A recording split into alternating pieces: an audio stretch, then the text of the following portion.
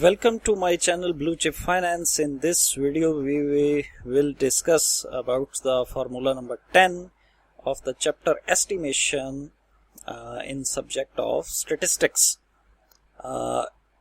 ये जो वीडियो है इसके अंदर हम फार्मूला नंबर 10 इसका डिस्कस करेंगे और एस्टिमेशन के अंदर आई थिंक ये सबसे ज़्यादा इम्पोर्टेंट फार्मूला या थोड़ी सी मेहनत इसके ऊपर दरकार है, क्योंकि बाकी फार्मूलाज इतने मुश्किल नहीं हैं, बड़े आसान हैं, उनको समझना भी आसान है, लेकिन इस फार्मूला को बड़े गौर से देखिएगा और समझिएगा, और ये पेपर्स में अक्सर पूछ लिया जाता है।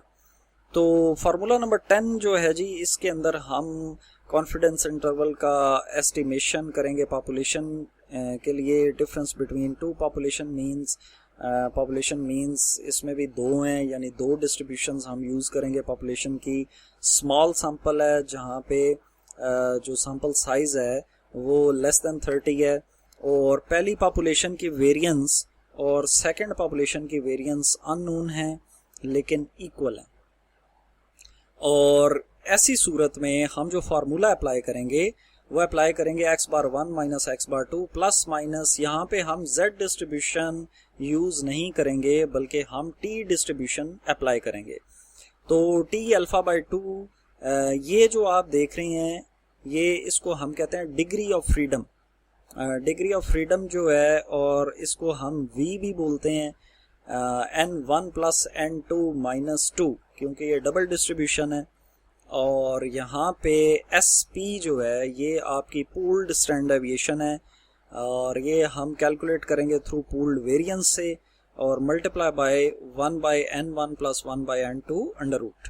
तो बाकी तो ये फार्मूला बड़ा आसान है, लेकिन इसके अंदर जो है ये माइंड में रखना बड़ा ज़रूरी है कि हम कौन सी ऐसी सिचुएशन होगी जहाँ पे हम पूल्ड स्टैंडर्ड डेविएशन का इस्तेमाल करेंगे।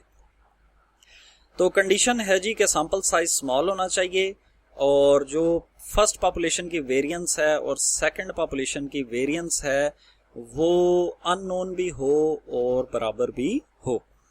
तो एक एग्जांपल को हम लेते हैं कि sample of 8 is taken from first population, तो n1 हो जाएगा 8, the sample mean is 8 and standard deviation is 2। Sample mean x बार 1 8 आ गया, और पहली स्टैंडर्ड डेविएशन सैंपल की आ गई 2, और इसकी जो वेरिएंस है वो सिंपली इसका स्क्वायर ले लें तो ये 4 बन जाएगी।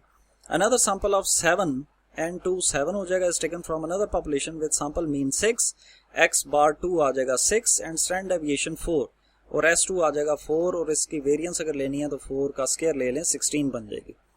अब सबसे पहला काम हमने देखना है जी अल्फा। तो अल्फा जो है वो चूंकि 90% कॉन्फिडेंस इंटरवल इसके अंदर कहा गया है, तो 1 माइनस 0.90 तो ये बन जाएगा 0.10। अब चूंकि हम यूज करते हैं अल्फा बाई 2, चूंकि 2 टेल टेस्ट है ये, तो अल्फा बाई 2 जो है ये बन जाएगा जी 0.05।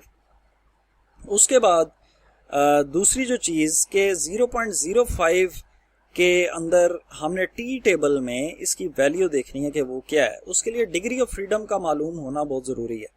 तो n1 जो है ये पहला साइज है सैंपल का 8, plus n2 second sample size है 7, 8 प्लस 7 माइनस 2, और ये बन जाएगा 13।